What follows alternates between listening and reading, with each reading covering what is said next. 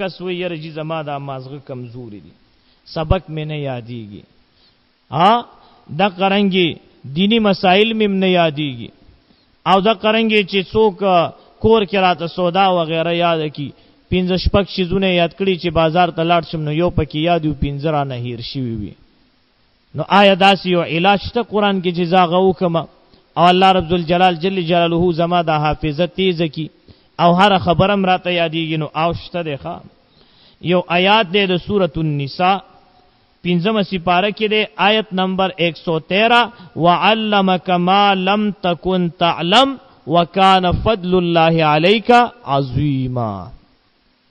دا آیات بویخا هر طالب العلم ویل شي او هر مسلمان ویل شي